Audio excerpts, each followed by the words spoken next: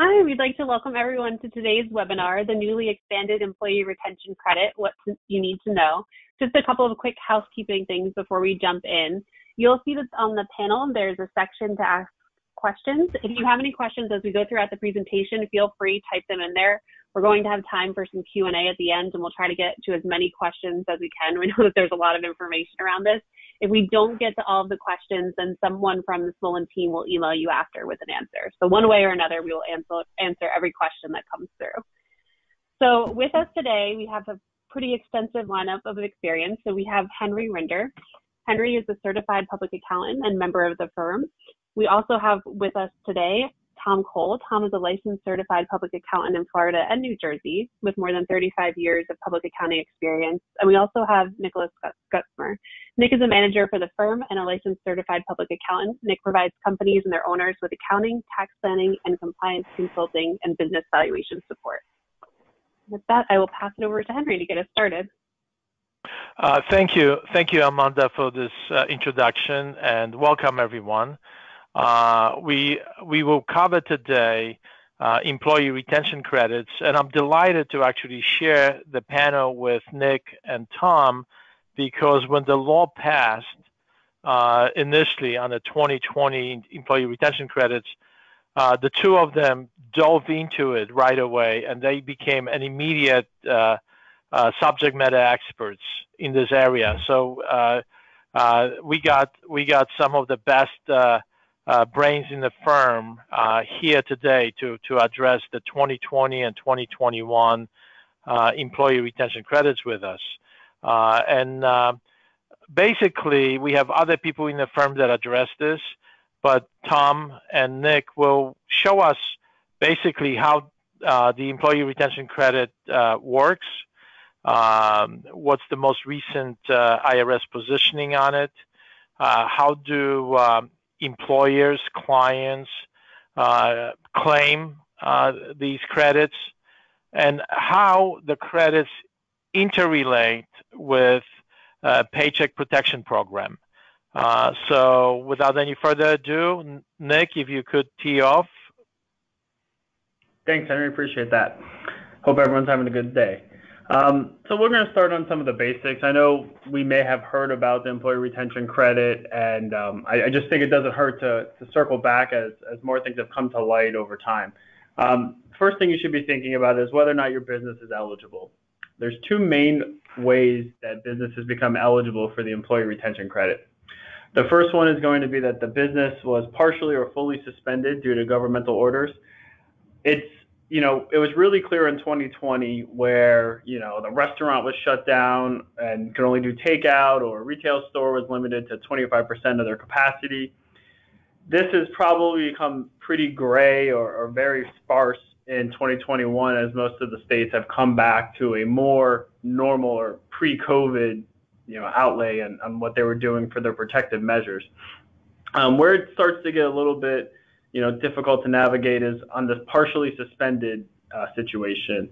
The IRS did come out and they kind of utilized a 10% reduction or 10% impact as being considered more than nominal and therefore impacting the business. So when they use this 10%, it's 10% of total gross receipts may have been impacted, or 10% of the number of hours of service performed by all employees. So, if you were normally doing 400 hours in a month, now we're only doing 300 hours from an employee. Maybe that effect is now considered more than just a nominal effect of that shutdown. But the real clear way to realize that you are eligible is experiencing the significant decline in gross receipts. We're going to touch on the variables between 2020 and 2021 later, but this includes all income forms. So it wouldn't just be your gross receipts. It would be gross receipts less returns and allowances, but they're also going to consider your interest income, dividend income, capital gains, not necessarily the proceeds from the sale, but the gains, rental incomes, and things like that. So once you determine if you're eligible, you want to take the next step and determine if you are a small employer or a large employer. This is based on the number of full-time employees that were with the business in 2019.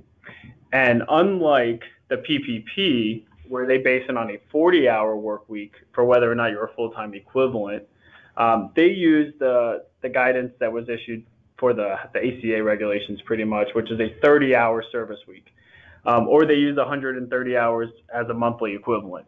So if you have an employee that is working an average of less than 30 hours per week, they do not count towards the number of full-time employees.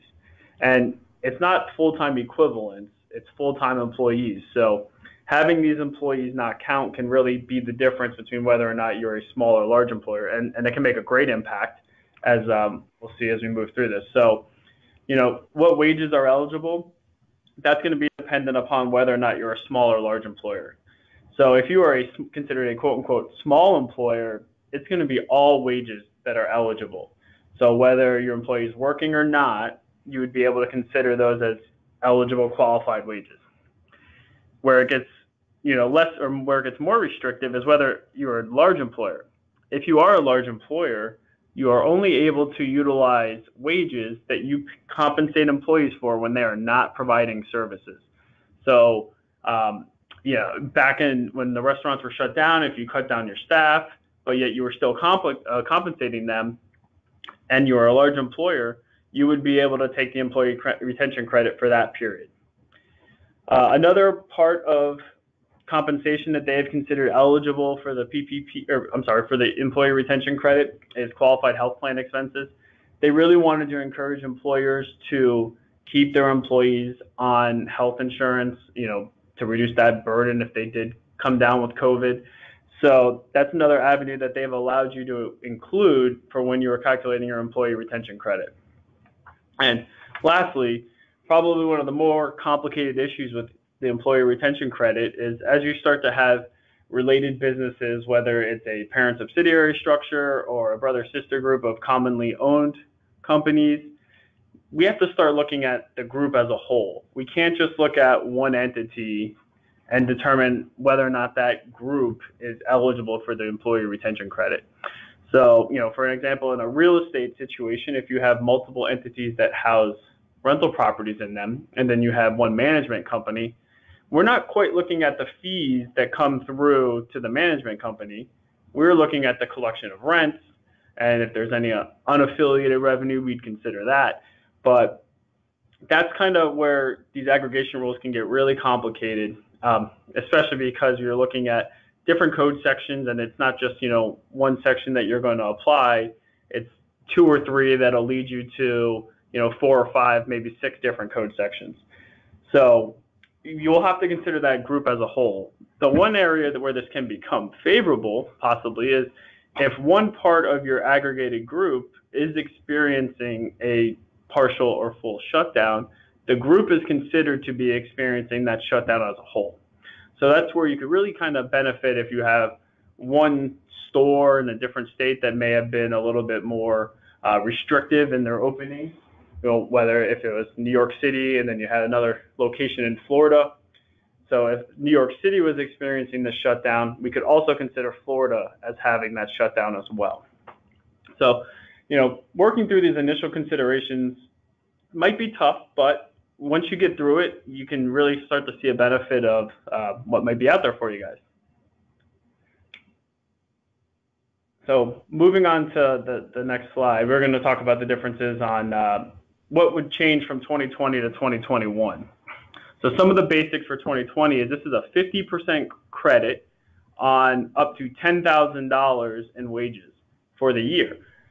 At most, you're getting a benefit of $5,000 per employee, which is a great help, but when you see 2021, it's going to sound like chump change to you. So in order to be eligible in 2020, we talked about the limited or full shutdown, but for the significant decline in revenue, you actually have to experience a 50% decline in quarterly gross receipts compared to 2019. So that's quite onerous to have to meet. It's very easy for restaurants, retail stores, but other businesses may have been able to continue operating at not necessarily full capacity, but meeting that 50% decline is pretty tough.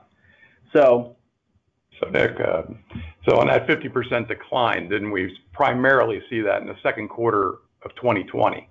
Because that's when the COVID hit, and everybody was being shut down. And compared to 19, that is when we were really getting the comparable 50% decline where the ERC could kick in. Right? Definitely, Tom. Yeah. You hit that nail on the head there, because as soon as that everyone shut down, everyone was more cautious. People were staying in their homes. They weren't, eating out at restaurants as much. So we really did start to see that decline in 2020.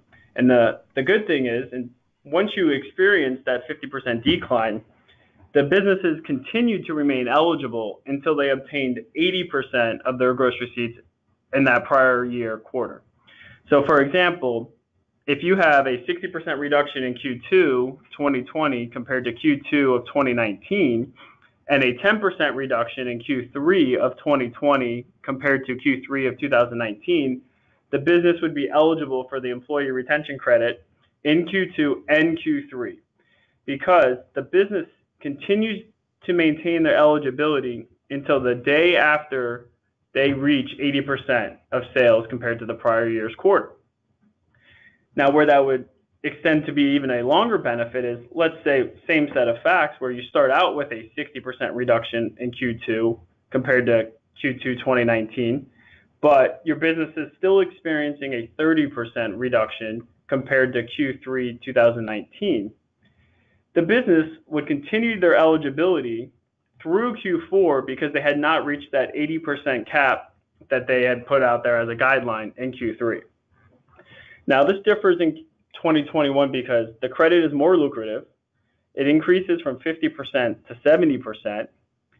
Also, they reset the wages as a $10,000 cap quarterly as opposed to wages for all quarters. So not only are you going to potentially max out in one quarter, you could max out for 4 quarters, bringing your total benefit up to $28,000 per employee as opposed to only $5,000 per employee.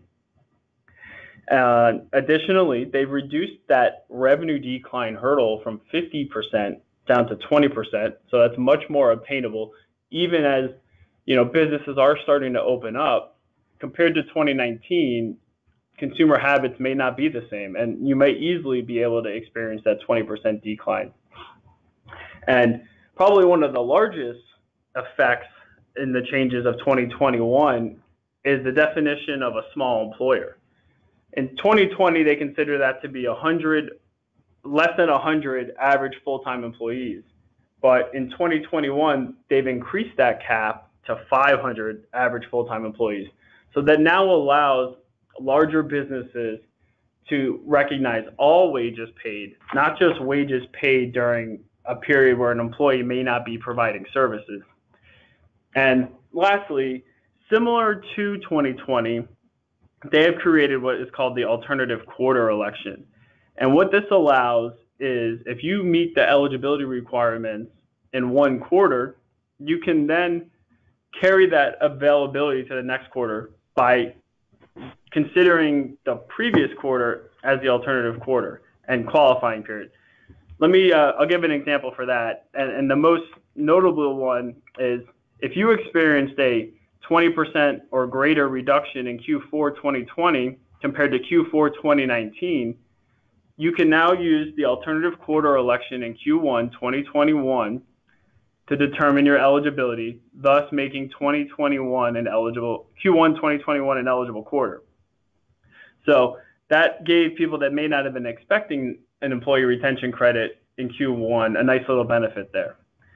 So comparing 2020 to 2021, there's a much greater benefit available for 2021, and it's definitely something that businesses should be taking advantage of, or at least exploring to see if they are eligible and do qualify. As we can see, the credit is quite lucrative. Thanks, Nick. Tom, would you mind addressing the next slide, please? Sure, Henry. Thank you. Some recent updates on the ERC including startup businesses that began after February 15th of 2020. In the past, we have a problem with the measurement going back, and we still do have a measurement going back problem, but there is some fancy math to do in there about the gross revenues and still get the 50% qualification, and those credits are capped at $50,000 per quarter. One of the more important things now is the income tax return recognition timing. We have had people come in for ERC that now are still looking at their 2020 credits, where we would go back and amend 941s for 2020 in order to get that credit, which can be very lucrative. But the problem with it now is we're past September 15th for all your extensions on corporations and whatnot. So if we go back and get that credit now, you're going to have to line up for an amended return on your corporate return, because the expense on your corporate return is reduced by the amount of the credit. So you can't double dip on that. So you would have to amend those corporate returns if you start doing the 2020s now. Wages for majority owners and their spouses. Wages paid to individuals that are greater than 50% owner are not eligible for the ERC, the Employee Retention Credit. You have to look at, there was some question about spouses, not spouses. They didn't make it very clear, but it's pretty clear to us that you're not include the owner and their spouse if together they rise to above 50% owner. Another item that came out was a significant decline in revenue calculation. I mean, what is included in revenue? Do not include the PPP loan forgiveness, any of that shuttered venue money or the restaurant grants, but you do have to include the EIDL grants that you got on the front end of an EIDL loan when they were doing pre-PPP EIDL loan stuff. So, and you have to be consistent with how you do it. It's based on your accounting method for your tax return. So if you're an accrual method taxpayer, you should be comparing quarter to quarter on accrual. And if you're cash, quarter to quarter on cash. Now, with the new infrastructure bills coming out, there is discussion, or I guess the way it's written in the bill at the moment, is that the third quarter could be the final quarter for ERC. They may or may not leave that out. So at this point, we're looking at 4 quarters, but that could actually be reduced back to the third quarter of 2021. Nick, are you going to talk about claiming the ERC on 941? Yeah, but before we move on from this, I just want to circle right back to the majority owners and their spouses.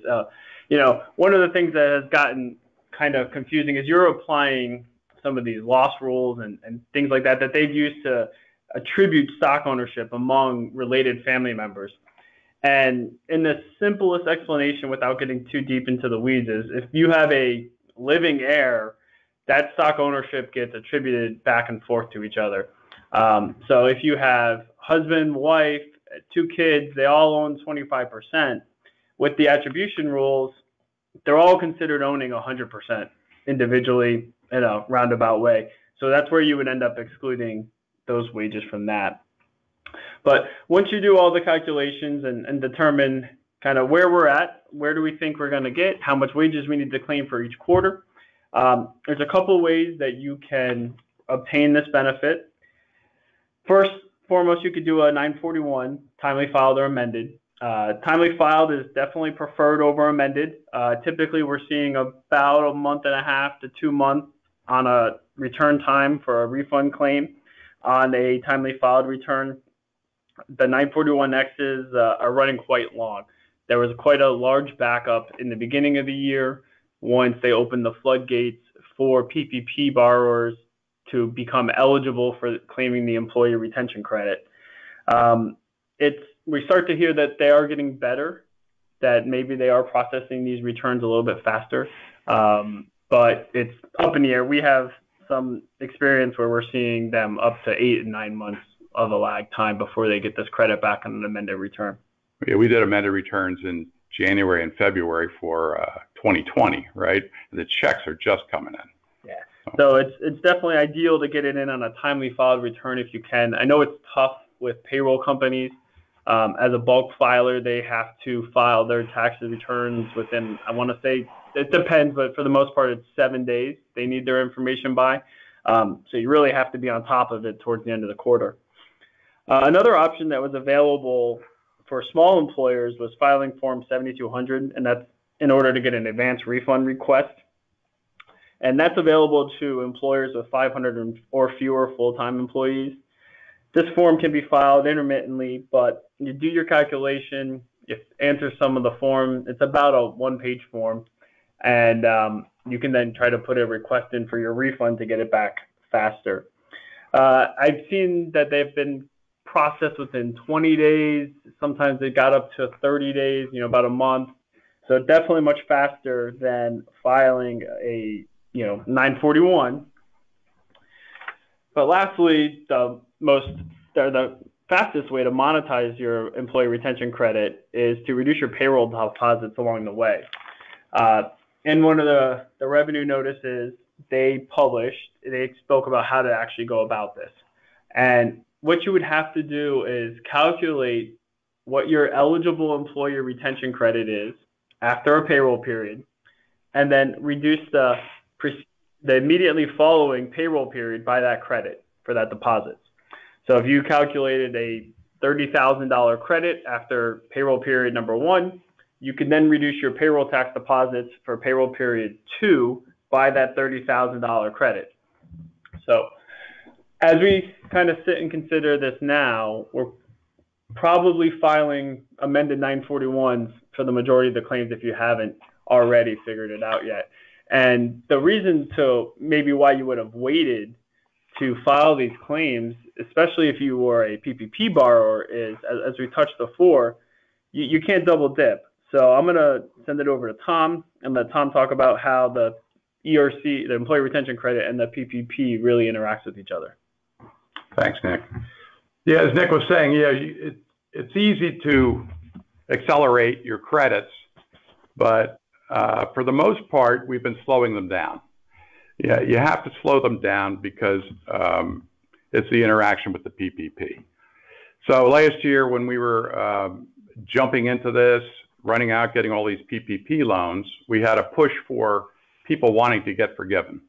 The 8-week covered period was expanded to 24 weeks, I'm sorry. So we were rushing to get these PPP loan forgiveness done, but then came the end of December when they changed the tax law and they said, oh, you got PPP money? Well, you're eligible for ERC. Well, prior to that, you weren't eligible at all. So come January, we were flopping around here trying to figure out what to do with payroll as far as ERC and PPP goes. But we have laid out, because that expanded period of the 24 weeks, you want to be very careful how you use your dollars. Obviously, you want to use your payroll dollars for PPP forgiveness first, and then you would consider your ERC. But there's plenty of payroll to go around because they only gave you about 10 weeks on that PPP loan and 24 weeks to actually spend it. So you have a wide opening there for the payroll of 24 weeks to make it interact with your employee retention credit. So very carefully, Nick had developed a great spreadsheet where we were able to parse the payroll to where we wanted it. So when you go in for forgiveness, and let's say you had a $1 million PPP loan, and you had $2 million in payroll, that rush to get the PPP loan forgiven, people were saying, oh, we had $2 million payroll, let's get forgiven. Okay, well, when you commit, that $2 million to PPP forgiveness, the IRS is kind enough to give you the second $1 million as ERC money, but that first $1 million is committed to PPP. But in getting PPP forgiveness, you could have used $600,000 in wages and $400,000 of other expenses and made yourself available of $1.4 million for ERC credit. So it's very intricate balance between the two, and it really has to be laid out on a spreadsheet. So there's no double dipping on it, and you really have to look at it. And we can look back, even if you went forward and had the forgiveness done, yes, we have committed some wages, but we can still work out ERC in that. And I guess, yeah, we have that there. Okay. pretty much it. Amanda? And sorry, Henry, I just want to build upon that for a quick second. So Sure. as long as, whatever you reported on your PPP forgiveness form, we're committed to that. So most banks pushed employers out the gate, as Tom was saying, just to use payroll. But if you felt uncomfortable with that or really wanted to just kind of say, hey, look, I used all this money for everything and they even used extra, we can work within the forgiveness form and carve it up, however we want.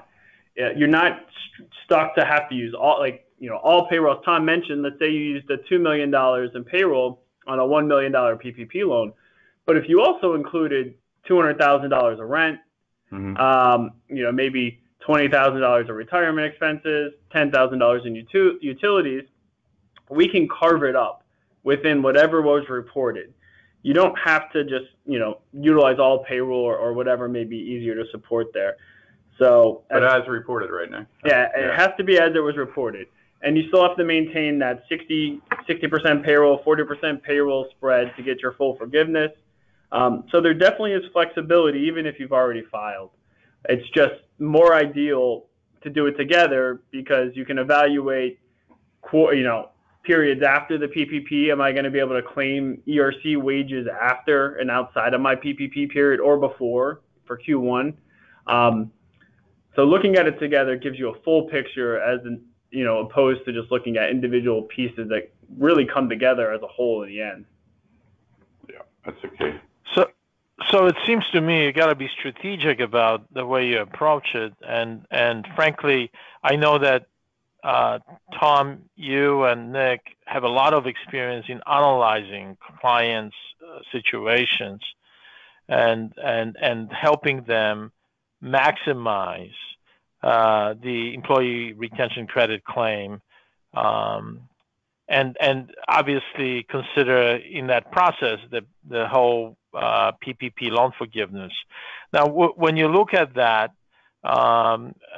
dealing with clients, what kind of dollars do you see in small business? Like you've done them, so in terms of additional ERC claims, what kind of dollars can clients, just from your experience, get in small business? I mean, is it worth chasing for them? Is what I'm after. Yes, that's a great question. These are very, very lucrative numbers. I've had a lot of clients just kind of blow it off until I explain it to them 3 times, okay, and then give them the potential of what they could get if they just let us work on it a bit. So I know I did a client early, maybe it was in February, where I just had done the amended 2020 941s and got them credits of close to $500,000, and the checks have just recently started coming in, which, I mean, it's just a home run. Nick, I know, has worked on even larger ones that really, what's your big one? So probably the largest ones that I've had recently stem to be $900,000 to $1 million per quarter for a struggling business that really needs it. So it's there is a delay on it, which hurts, but being able to really work through these, even for, you have 20 employees, if you qualify for 2 quarters alone and you can maximize all those employees, it's $140,000. It's a big benefit to small businesses. Now, businesses where they may struggle to find the benefit. If you are a family-owned business with a lot of, relatives working for you, it's going to be tough because of the exclusions. Maybe the benefit is not there. But, what's too small? I don't know. It's up to the business. But to me, if you qualify 2-3 quarters and, you can get 5 employees that qualify, 10 employees that qualify, we're talking about $35,000 a quarter or, or $70,000 a quarter. So when you look at the cost benefit of it, it pays for itself even after you consider the income tax implications.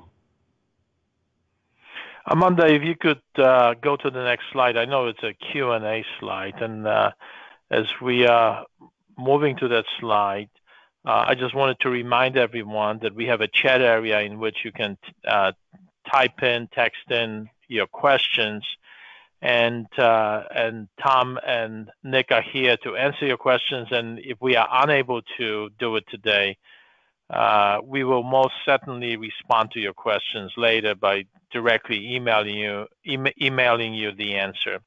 So Amanda, do we have any questions from the audience? We do. There's a lot of questions. And just as a note, I know a couple of people asked if they'll be able to get the slides afterward. We will definitely send them out to all of the attendees, so you'll be able to have the slides and all the information that we went over today in them. But one of the questions that we had, someone asked if you're a cash basis company, would you still need to amend the corporate returns before you get any funding? So that we all kind of hoped that with our small cash basis companies that we could recognize it in the year that you receive it. But with the revenue procedure, or I'm sorry, that was the IRS revenue notice 2149, they address this and state that it's in the year in which you incur the wages for the credit. So even though you are a cash basis company and you're going to receive the funds in 2021 or potentially 2022, depending on when you make your claim, it would go back to the year in which you earned the credit per se. So if you were claiming it for 2020 wages paid, you would have to amend 2020. Yeah, you're going to have a payroll tax receivable on your balance sheet. Yeah, for taxes. So that is a good segue into the next question. Go ahead. Sorry, Amanda, go ahead. No worries. Someone actually had a question, and just because you mentioned how that's going to be listed on the statement, but someone did ask if any portion of this would be recorded as income that they would be responsible for. Yes. And yeah, you have the dollar for dollar credit versus deduction. So you're going to get a reduced deduction, which equates to income. That makes sense. Someone also asked if, part of this is what counts as qualified wages, if vacation time or sick time counts as part of those qualified wages, and also any funds that they might put toward healthcare coverage. So yes, vacation, PTO, sick. Vacation and PTO are obvious, easy ones. Yes. Sick, that one gets a little bit tricky because maybe you qualify for the Family's First Coronavirus Response Act, and maybe we want to utilize some of those wages towards that credit, which is also a payroll credit, not as lucrative, but maybe we can put those sick pay wages, if it was related to COVID, in that bucket and go through there. When you start using other qualified sick pay, it'll depend on the quarter. The funky thing that they've done is in 2021, Q2, 1 and 2 were actually based on the employer's Social Security calculations. Q3 and Q4, if eligible, if they keep it there, is actually based on Medicare. So there's a slight change in that. But as long as you're not picking up these wages for other credits or other grants, so like you can't use the same wages from the Restaurant Revitalization Fund or the Shuttered Venue Grant, you're okay to use them for employee retention credit. Yeah, no multi-use. Got it. And what about if you were someone paid severance pay to someone as part of that? Would that count as qualified wages? I say yes, off the top of my head. Yeah. There are some specific rules, though, that limit the amount of wages you can pay someone. It's based on small versus large. If you are a large employer, you're going to be limited to the amount of wages that the employee would have earned while working for the equivalent duration during the 30 days immediately preceding that impact, whether it was a limited or partial shutdown or the calendar quarter in which you experienced the gross decline. So that it does get tricky there as a large employer. As a small employer, it is much easier to navigate as it's all wages paid. So in that instance, I think severance pay would qualify. Yeah. I'm just going through the questions. Sorry, Henry, go ahead. No. I'm sorry. Go ahead. If you have another question, let's put it out there. Yeah, someone had asked if there is a suspension that covers parts of multiple quarters, then is each full quarter eligible for the credit, or is it just the wages that are paid during that suspension? I understand. It's going to be just the suspension period. So if you had, if your restaurant was limited on their capacity, and I down here in Florida, I think it started, somewhere around March 23rd, 26th, something like that, and then ended September, I want to say 19th, I believe. So you would get that partial period in Q1, all of Q2, and then the partial period of Q3.